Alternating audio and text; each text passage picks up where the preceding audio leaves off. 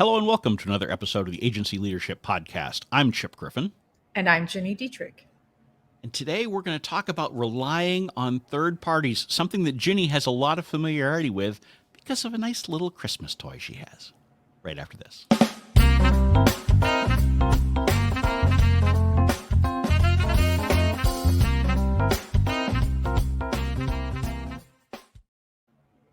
Everybody gets to see the Tamagotchi now, right?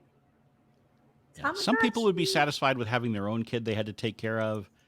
For some reason, Ginny has now gotten roped into taking care of a pretend child. I do not understand this for the life of me. Do you want to, listen, for people like me who have never heard of this thing? I don't know how you've never heard of this, because this was popular when your boys Have you were met me, little. Ginny? Have you met me? I don't you know all have sorts children. of stuff. I have boys. They do not want to pretend to have a baby. Okay, they can barely take care of themselves, That's let alone some little electronic toy. Yes. So my little one got a Tamagotchi for Christmas in her stocking, and she can't take it to school. So every morning she comes and hands it to me and says, "Thank you for babysitting." And so I take care of the Tamagotchi during the day. And then when she gets in the car, when I pick her up, I hand the Tamagotchi back and she takes care of it for the afternoon and evening. Okay.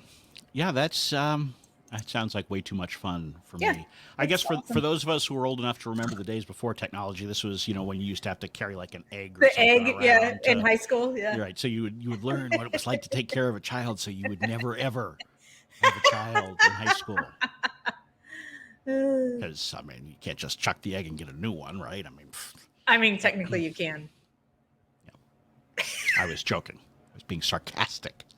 All right. But your daughter is relying on a third party to take care of her little doodad during the course of the day. Agencies frequently rely on third parties to deliver services to clients. And we've seen this for years and years, whether that's subcontractors or partnering with third-party vendors. We're also seeing it a lot now with things like ChatGPT, where people are saying, I can deliver faster and cheaper content because I'm going to use ChatGPT to help deliver those services.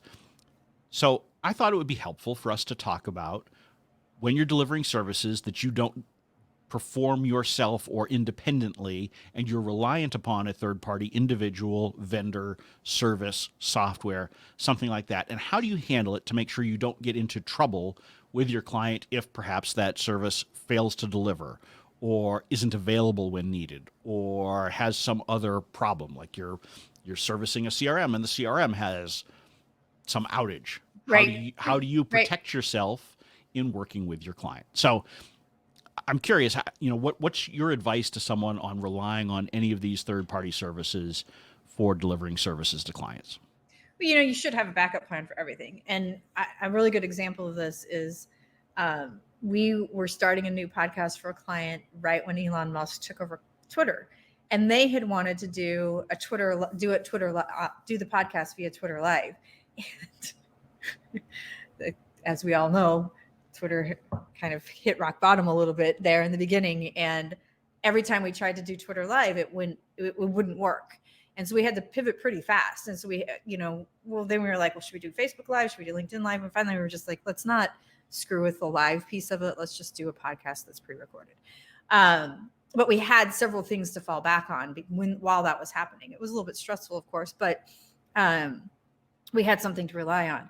And I think the challenge in this is that twofold. Number one, if you're using third-party vendors, it's a little bit harder to have a fallback on, for instance, if you're redesigning a website for a client and you're using a third party for that, if they don't show up, it's kind of a problem. That's why I always like to have 3 or 4 different firms in our roster to be able to fall back on.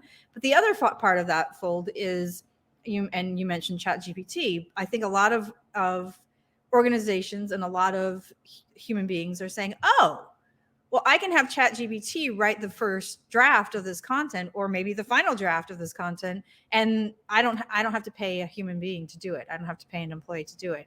And what we're finding are a few things. Number one, ChatGPT is not always available. it's always down. It's always tough to log in, especially when you need it. And so when you're relying on these kinds of things, you have to be careful that you have something to back it up in case it is down or it goes out of business or whatever it happens to be.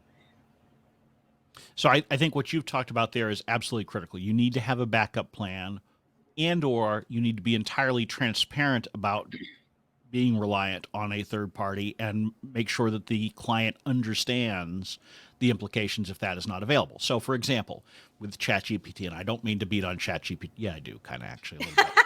Yes, I do. Because I think ChatGPT, as we've talked about previously, has a lot of promise. I think that people are going to the two extremes right now where they either hate ChatGPT and they're like, oh my God, this is going to destroy me. Or they're like, oh, ChatGPT is great. Now I can do all of this other stuff and I can do it much cheaper and all that kind of stuff. And it's the truth is somewhere in between, as Sure. it is with most Yes. things. But if you're going to rely on something like ChatGPT, you either need to do things early enough where you can fall back on having a human perform it, or let's say you've got a client who says, hey, you know, I've heard about this ChatGPT. I don't understand why we can't create all of this content for the new website much more quickly, much less expensively. And you might say, yeah, we probably can do that. What you need to do, though, is say that we're going to do it at a lower rate dependent upon the availability of ChatGPT. Right. And if ChatGPT, for whatever reason, becomes unavailable, either because the service is down or because they go to a paid model and the paid model doesn't make sense anymore, whatever it is, in that case, I would encourage you to be entirely transparent up front, particularly if it's something that's causing you to give the client a discounted rate. Yes. Never, ever eat that yourself. Now, if you're doing it just behind the scenes and you're not being transparent, now it's on you. Now you just need to make sure that you're not so dependent on ChatGPT or some other service that if it is unavailable, you cannot deliver on time and within budget.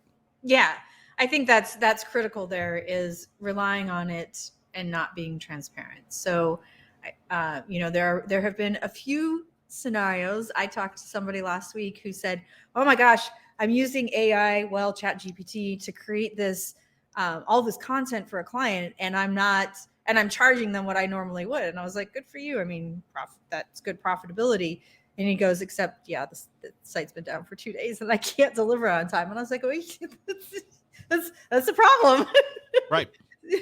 So you have to have a backup plan. You have to carefully balance, and you have to make sure that you have access to it, because I mean, there have been a couple of times where I went to just to play with it and it's been down. And so I can't imagine having to rely on it to get my work done. It would not work well at this point. Right, and I've seen a bunch of people say, well, you know, I'm not too concerned because they're going to come out with a subscription model soon, and so that will, you know, eliminate that because they'll obviously have to be stable for that.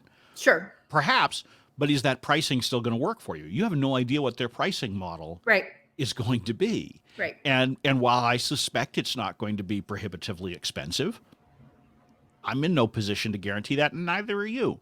So if you're going to rely on it, you need to be prepared for it may not be what you're looking for. And this is not, I don't want to just harp on ChatGPT because this is for other things as well. I mean, you mentioned if you're relying on someone to help you build a website. And back in the early days of my first agency, I did a lot of subcontracting to people to do web design and other graphic design type work. One of the things, if you're doing that, is you should always have a reserve of additional contractors that you can tap into in case one flakes out. Yep. Because I will tell you from my experience that graphic designers, they're kind of artsy. And, you know, I had one who liked to go surfing in the middle of the winter. And so, you know, if the waves were up in New Hampshire in February, he might not be available on any given day. Okay. Most of the time, that's not a problem. And he did great work. So, you know, I kind of lived with it. There was another guy who lived on an island. And sometimes he just decided not to answer the phone or anything. It was a problem. So I tried to have a network of other people that I could fall back on. Yes. And you always want, I mean, it's same thing with writers, right? Yep. Writer, I mean, a lot of agencies contract out to writers. And in that case, it's less about them flaking and more about them just not perhaps having availability when you need them to have it. Right. And when you spec things out for your client, you don't know exactly when you're going to be asking them to produce a piece. So they may tell you as you're putting the proposal together, sure, I can help you with that. But then 3 weeks later, they've got a big book project that they're working on or something, and they can't step in and help you with the ebook you were looking for or the blog Right. posts or the Right. op-eds or Right. whatever. And Right. so you need to make sure that you've got a plan and a network that will allow you to fix these things so that if you're not being transparent with the client, they never know anything happened. Yeah, it's critical for sure. And I think we all rely on third party. I mean, we certainly do in my Absolutely. business as well. I'm going through a process right now to find a web form for a client, right? And we're going to be relying on them to do that work. But yeah, like I've also had the experience where web and graphic people have flaked on me and I'm never to be heard from again. So there's also that experience that you just have to be really careful to protect yourself, understand that there are risks to it. There are great opportunities as well, but understand what the risks are and protect yourself. And I mean, you also need to think about it, particularly where we're in a space and a time where everybody's interested in the cutting edge, whether it's ChatGPT or Twitter Live or Clubhouse, one of Oh, my yeah, yeah, favorites. yeah, yeah. If these are if any cutting edge platform, technology, tool is part of your proposal to a client, understand what you're going to do if things change, right? If you put together a 1 year Clubhouse plan a year ago, what'd you do in month 6? Right, Or really month 2, once it was right, pretty clear that, right. yeah, It's not people were going interested in anywhere. the party Yeah, line for about 6 weeks, and then they're yeah, like, yeah, why am I doing this? yeah. This makes no sense. And so you need to be thinking about, and it's one of the reasons why you should be careful about proposing something to a client that is hyper specific in writing. Make sure that you're putting together more of a generalized plan that you then work with them over time to consider. You have the quarterly planning process that you use with many of your Yep, clients. yep. That's a great way to make sure, because you'll have a better idea from quarter to quarter which tactics are likely to work and what new service is out there that you can use and what new service fizzled already and isn't worth spending time on. So make sure that you're being flexible in what you're telling clients that you will do, so that you don't get in a box where a client says, wait a minute, you proposed a year-long Clubhouse plan, you're not doing that, bye-bye. Right. I mean, it goes to what we talked about last week about RFPs and the procurement. If you're working with an organization that has a procurement department and you've put together a statement of work or a plan, they expect that that's what you're going to do. And if you've put in there in your statement of work that you're going to do Clubhouse for a year and it no longer exists or is no longer functioning in a way that drives results, you can't say to the procurement department, well, it doesn't exist anymore. They're like, but you wrote it down in here for a year and we expect that you're going to do it, because they're so literal, tend to be. And so you have to be really careful about those kinds of things for sure. I mean, it goes Right. back to my Twitter Live thing. We just said we're going to launch a podcast and we're going to try new and innovative ways to promote it. And it turned out that the live piece of it didn't work for this client. And so we had the flexibility to be able to go to pre-recorded, sort of what I'd call the more traditional route. Mm-hmm. This is also why, if you're using third-party services, you may want to think about working with the client to have them have a direct relationship with the Yes. vendor, Yes. rather than going through you. So let's Yes. use the example of, say, a CRM like HubSpot.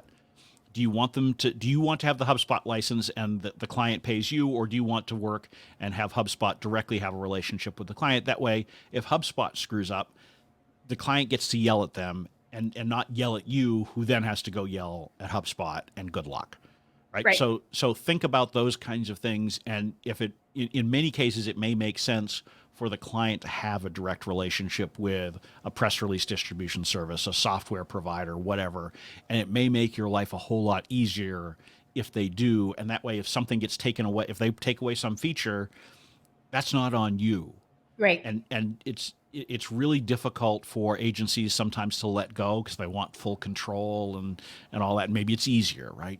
We can just and for small things that aren't an integral part of your project, it may make sense for you just to go get that subscription yourself, or the, you've got to judge where it does make sense for you just to internalize it, because it's $10 a month and it's a convenience, but if it went away, it's not a big deal, versus the $5,000 a month agreement that is critical and the whole thing falls apart if it doesn't work, right? Those are the Right. ones where you may want the client to have the direct relationship. Yeah, not to mention, I'm not the bank. So Right. you have the direct relationship, you pay them directly, and we'll happily use it on your behalf. Because I'm not doing that. Not playing that game. Right. And there are all sorts of tools that we use that the actual tool does make a difference. You know, if you're putting on webinars with a client, the software that you use has a major impact on what you can or can't do. The Yep. platform on which we're recording this, StreamYard, recently rolled out webinar functionality.